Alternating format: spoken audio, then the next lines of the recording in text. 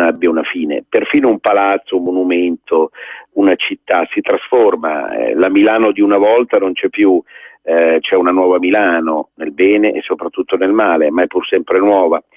Qualsiasi riferimento, qualsiasi casa, qualsiasi abitazione, qualsiasi contesto è destinata a finire. Lo è questo destino tipico dei giornali, perché il giornalismo è di per sé stesso vocato a una dimensione transeunte. Il giornalismo non è la scrittura, non è la letteratura e non è l'arte. Il giornalismo sa che sta costruendo qualcosa per la morte, ma ovviamente dopo la morte c'è una nuova vita e ci sarà una nuova vita,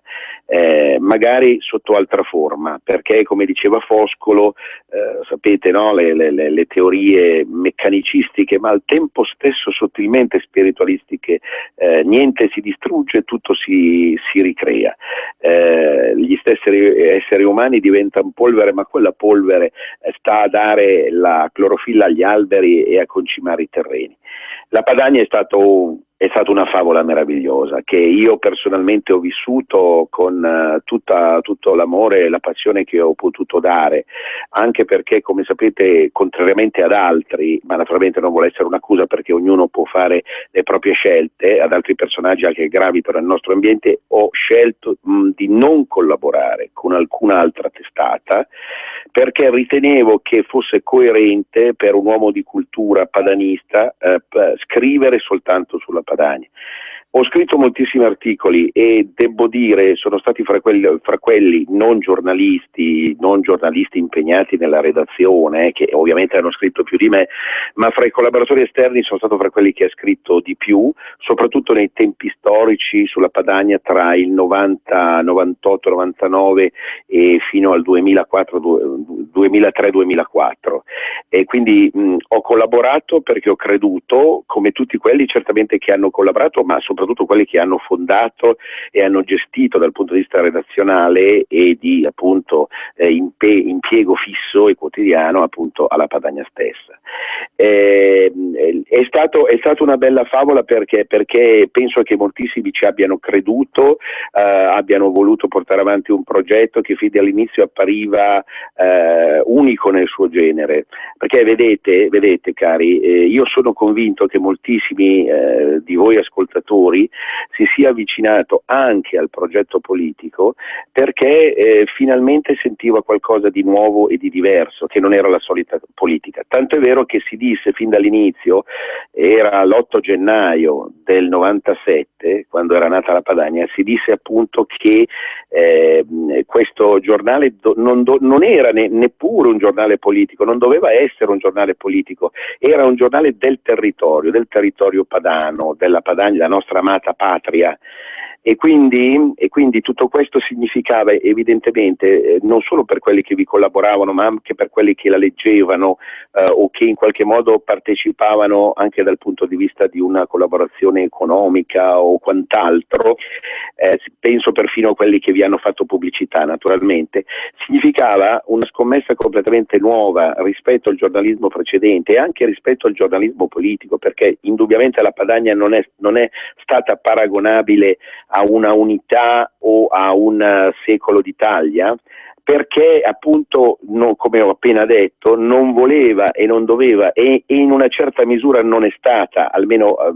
in una certa misura e in una certa parte, per chi ha saputo intenderla e leggerla nella maniera giusta, non è mai stata realmente un giornale di partito e di movimento, proprio perché doveva rappresentare la voce del territorio, la voce della nostra terra, della nostra patria, della nostra matria, di chi, insomma,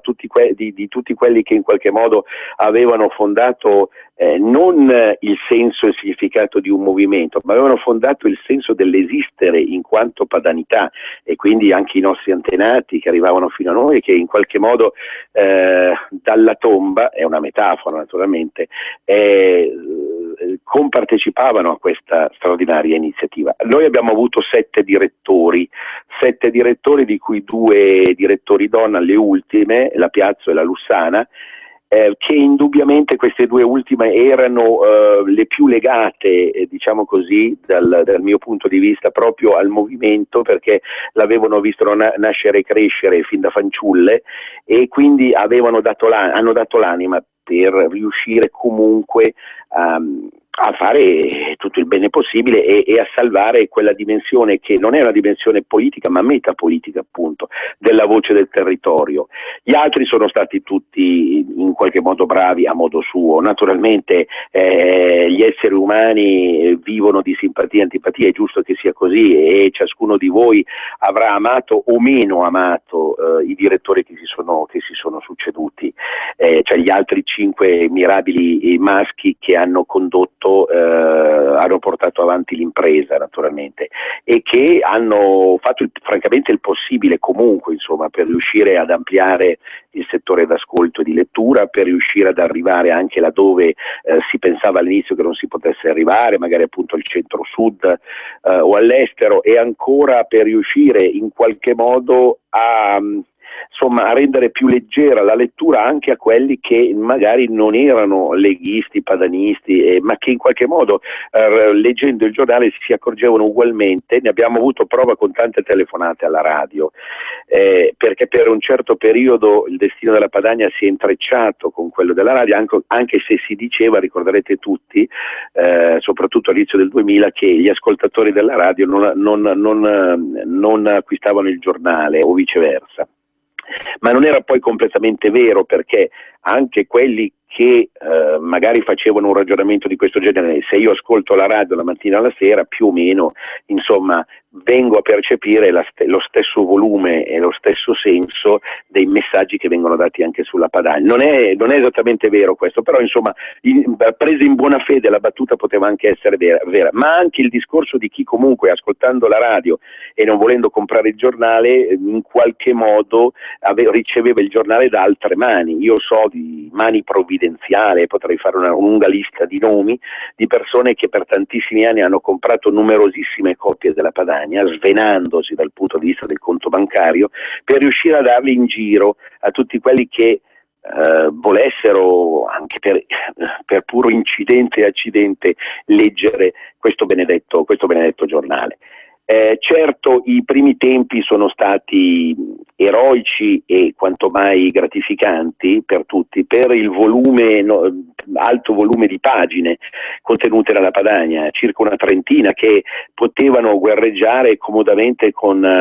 tantissimi altri giornali, magari del territorio, anche nel senso che la nostra Padania è piena di giornali laici o religiosi che parlano della singola provincia, della singola area, del singolo paese, eccetera. Tutti interessanti, per carità, però la Padania all'inizio poteva guerreggiare perché aveva tantissime pagine, aveva tantissime iniziative. Le pagine della cultura erano all'inizio, ma grazie e in virtù di un sostegno economico complessivo che lo permetteva, naturalmente, erano quanto mai interessanti. Ecco, tutti ricordiamo allora le pagine di Noi Padani, alle quali ho collaborato anch'io, dove appunto tutti i migliori personaggi del padanismo erano lì a dire la loro, a raccontarci qualcosa sulla storia, sulla cultura, sull'arte, sulla tradizione, sui personaggi, eccetera, eccetera. È stata un'epoca irripetibile che andò appunto coincise con il padanismo più focoso e con l'idea di Padania libera in senso diretto e in qualche modo esclusivo, e coincide appunto con quell'epoca, quindi, che va dal 97 fino al 2000-2001. Poi le cose cambiarono anche in relazione al cambio di direzione, e gli altri direttori maschi rispetto al primo, che fu Marchi, assunsero delle posizioni più larvate per il solo fine appunto di poter far accedere al giornale anche le persone che non avessero in qualche modo un interesse diretto da questo punto di vista, ma oltre alle pagine di Noi Padani, sicuramente molto interessanti, che qualcuno di voi avrà conservato in teche preziose che il tempo non distruggerà mai, ci sono anche nel mio piccolo le pagine che io avevo congegnato di arte e società. Una pagina speciale che usciva nel corso della settimana, verso la fine della settimana, dove si raccontavano, dal mio punto di vista, gli intrecci appunto fra la dimensione identitaria e la dimensione storica ed artistica. Naturalmente io stesso mi ricordo andavo quando era giovedì pomeriggio in Padania per partecipare assieme ovviamente ad un redattore che era lì fisso per insomma tradurre le mie idee in qualcosa di concreto e di pratico, e questo andò avanti ancora fino al 2003-2004, in modo tale appunto che ci fosse sempre, anche dopo la fine della pagina Noi Padani, una sostanziosa pagina culturale che si aggiungesse alla cultura in sé, cioè alla redazione cultura,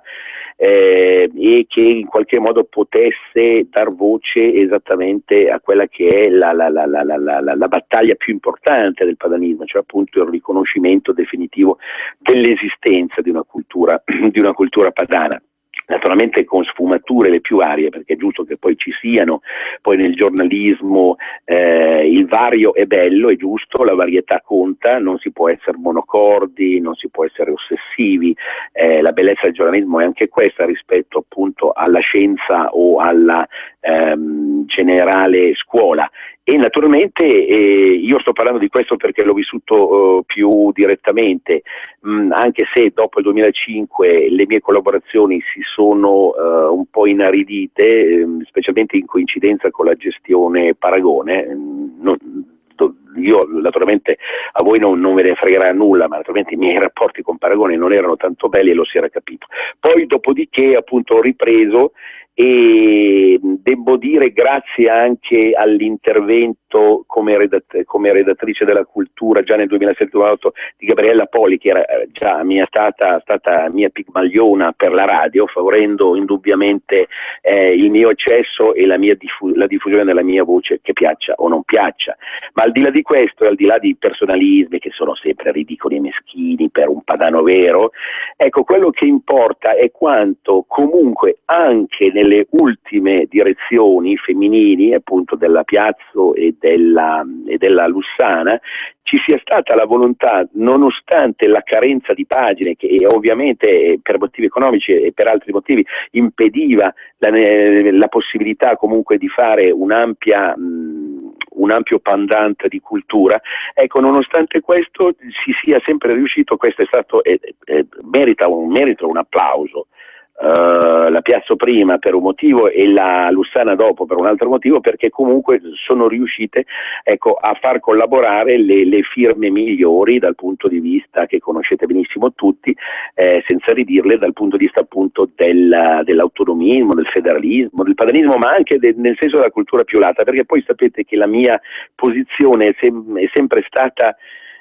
di questo genere. In un giornale come la Padania occorreva parlare sì di cose nostre dal punto di vista appunto del padanismo, però dialogando sempre con il resto del mondo, perché sennò ci si chiude in se stessi, ci si masturba senza produrre alcun risultato. Ecco allora che lo spirito un po' di tutti i miei pezzi è sempre stato, fossero tanti o fossero pochi, fossero selezionati oppure massicciamente addensati, è sempre stato quello di parlare al mondo, cioè di dialogare, far dialogare il padanismo o la storia e le tradizioni nostre col mondo e coi problemi del mondo da una parte, e anche con una solida e più generale tradizione culturale che possa interessarsi comunque della filosofia e dell'arte e della cultura di tutto il mondo. E naturalmente non solo io in questo, ma anche altri ci sono riusciti, portando tutta una serie di spunti e di riflessioni che sono stati interessanti. Chi ha avuto le orecchie per intendere lo ha inteso, al di là appunto del fatto che ora sembra franare tutto e quindi chiudersi una stagione che doveva essere anche, lo dice il titolo stesso della testata, vero? La Padania doveva essere il trionfo, l'apoteosi, l'apogeo del padanismo. Ma il fatto che, attenzione, il fatto che di padanismo se ne parli meno, e questo coincida proprio con la chiusura del giornale, non deve far pensare che il padanismo è morto. Qui potrei citare tantissimi illustri pensatori, filosofi, saggisti, aforismatici, che hanno fatto capire che le radici non gelano mai, e questo vabbè è una battuta un po' scontata, ma soprattutto chi ha seminato potrà raccogliere, magari non nella propria vita, vedrà il raccolto selezionato e riprodotto da altre generazioni, che avranno in modo di andare magari a fare delle tesi di laurea sulla Padania. C'è poco da ridere, nel senso che naturalmente i nostri detrattori, i nostri nemici hanno sempre pensato che la Padania fosse una sorta di refugium peccatorum oppure una sorta di delirium tremens della mente umana, ma questa è soltanto stata una cattiva propaganda, perché vi assicuro che certe pagine, ma quindi non solo certo di cultura, ma anche di politica, metapolitica, di diffusione delle idee, di costume, di cronaca, sono state pagine memorabili grazie sicuramente all'ottimo livello dei redattori, dei collaboratori che in parte voi conoscete, che in parte collaborano anche o hanno collaborato alla radio. Quindi tutto questo rappresenta un tesoro unico e insostituibile che è durato 18 anni, pensate un po' come l'infanzia e l'adolescenza di un essere umano, 18 anni. Li avrebbe compiuti la Padania l'8 gennaio del 2015, ma non gli si permette, appunto, purtroppo il destino non gli permette di compierli quest'anno. E vorrei citare anche fra gli altri anche quello che è stato l'amministratore che ha dato più l'anima di tutti per questo giornale, e dobbiamo citarlo, dobbiamo dirlo, ha fatto veramente il possibile e l'impossibile sulla base, secondo me, ovviamente ognuno si assume la responsabilità del proprio pensiero e delle proprie parole, secondo me sulla base di un'intelligenza, di una capacità anche di strategia del giornalismo, di bravura, di sensibilità, e si chiama Ludovico Gilberti. Ludovico Gilberti è una persona che penso sia stata insostituibile in questo ruolo e abbia fatto tantissimo per riuscire a salvare il salvabile. Fu lui, ve lo ricordo perché la memoria è l'aspetto più importante dell'essere umano e va sempre un po' rinfrescata. Nel 2004, 10 anni fa, lui tentò di far rinascere anche la rivista, perché c'era una rivista, c'era Un Sole delle Alpi, che era comunque molto interessante. L'anno prossimo uscirà La mia letteratura padana, che è un riampliamento, una storia della letteratura padana, che è un riampliamento degli articoli scritti sul Sole delle Alpi, ma tantissime altre rubriche interessanti in quel giornale. Ecco, lui tentò col federalismo, che tutti penso ricordino, che era già stampato in carta da giornale e non più da rivista, il possibile e l'impossibile, grazie proprio ad una capacità di programmare una serie di spunti culturali che poi appunto la stessa direttrice del federalismo, la Piazzo, traduceva poi in opera. E anche il federalismo dovette morire. È un peccato, perché appunto tutto questo tesoro dei media padani, ma si pensi anche alla Telepadania, ecco, le cui cassette giacciono ammuffite in uno scantinato. Bene, pensate a quanta energia, a quanta concentrazione, quanto amore, quanta passione tutti abbiano dedicato a queste imprese, ecco, gerarchicamente da chi era responsabile per arrivare all'ultimo dei collaboratori, soprattutto anche dal punto di vista tecnico. E tutto questo non può andare perduto, voi capite bene, no? Cioè è qualche cosa di così unico e insostituibile, certo, di così unico che ha fatto fatica a essere capito, come tutte le realtà, tutt'altro che rozze e imprecise, ma le realtà troppo sofisticate, troppo complesse, troppo lungimiranti, troppo intelligenti, troppo profonde, ecco, fanno fatica ad essere capite dagli esseri umani, che nella loro maggior parte sono beoti, vivono di beozia, di beozia dalla mattina alla sera. E allora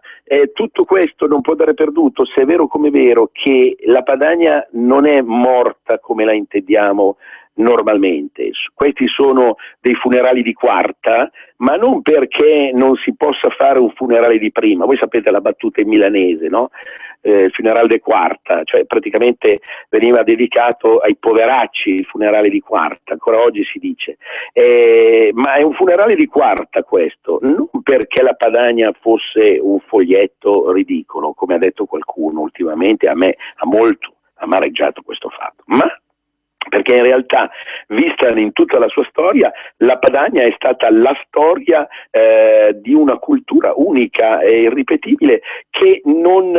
deve essere funeralizzata definitivamente, ecco, perché se no non abbiamo capito niente e non abbiamo capito niente neanche dell'attuale gestione politica, che è estremamente intelligente, lungimirante e sensibile, e che sa benissimo che niente va buttato via del passato. Se noi buttiamo via il nostro passato, lo cancelliamo, lo distruggiamo, siamo condannati a ripeterlo, capite? Cioè, nei suoi aspetti peggiori, scusate la voce un po' bassa, e quindi è importante in realtà fare soltanto un funerale minore, un funerale di quarta, perché sappiamo che questa realtà in qualche modo, noi sappiamo che in qualche modo sotto nuova forma rinascerà, non è mai morta veramente. Quelli che credono in qualcosa lo sanno. Pensate ai primi cristiani che venivano perseguitati. Noi siamo stati perseguitati, lo posso dire, come i primi cristiani. Ci hanno mandato addosso altro che i leoni. Ci hanno mandato addosso i loro carri armati, che sono ben peggiori, più fetidi, perfidi e schiacciasassi e distruttivi dei presunti carri armati del Veneto. Quindi, attenzione, noi siamo morti per rinascere. Ecco, pensate appunto al significato simbolico del pianeta Plutone, appunto, che significa appunto morte e rinascita, no? L'ultimo dei pianeti che chiude il ciclo, ma apre sotterraneamente, clandestinamente, occultamente un ciclo completamente nuovo, che io so già che sta per rinascere, io sento già che sta per rinascere e rinascerà sotto nuova forma. Poi naturalmente rimarranno Idee per Europa dei Popoli, la rivista che io dirigo, Terra Insubre, rimarranno i quaderni padani. Ecco perché non solo perché le radici profonde non girano, ma perché tutte le persone che hanno dato l'anima per queste iniziative sono ancora vive, operanti, e faranno di tutto per mantenere in vita tutto questo. Però ovviamente non basta, perché il quotidiano, sia esso in online o cartaceo, è fondamentale proprio per raggiungere un più vasto. La provvidenza provvederà, e sono convinto che se, come sarà, come sono convinto, ci sarà un successo politico, un successo straordinario che sta per arrivare addosso a noi, che manco ce l'aspettavamo, e tutto questo potrà far lievitare una grossa novità in campo giornalistico, che sarà in grado di soddisfare anche le esigenze dei lettori più accaniti, più pervicaci e innamorati della stessa Padania. Caro Roberto, quanto manca? Sentiamo già la musica di sottofondo. Già la musica di sottofondo, vedi? Quando si parla di amore non ci sono i te. Amor omnia vincit, diceva, e questo è l'amore per la Padania che penso tutti quelli che, e soprattutto i nostri cari registi, Roberto e Giulio Cesare, ma anche naturalmente il nostro Vincent, che pur venendo da lontano si è innamorato della Padania. Un grande abbraccio padano a tutti, a risentirci a lunedì.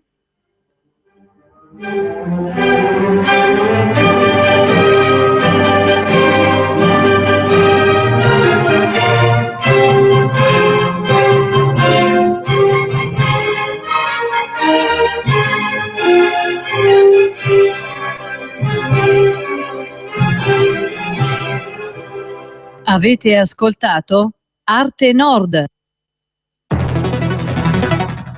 Vuoi farti notare? Scopri il giallo! Seat Pagine Gialle ti offre una nuova generazione di siti intelligenti e personalizzati per smartphone, tablet e web. Promuovi la tua attività con un sito di nuova generazione. I clienti ti troveranno più velocemente. Seat Pagine Gialle è la più grande web agency d'Italia, con 21 milioni di utenti e 250.000 siti costruiti. Approfitta delle nostre promozioni fino al 31/12. Contattaci su seat.it. Seat Pagine Gialle, nuova generazione di opportunità. Il cesto dei Porky sta per esplodere.